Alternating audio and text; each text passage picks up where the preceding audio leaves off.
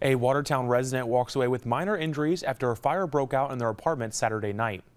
Watertown fire crews responded to this home on Morrison Street just before 8 p.m. to find flames coming from the second floor. Crews were able to make entry and knock down the fire quickly, containing it to that second floor unit. However, the entire home sustained extensive smoke and water damage and is now not livable. The one occupant that was in the home was treated by Guilfoyle Ambulance on scene and released. The cause of that fire is still under investigation.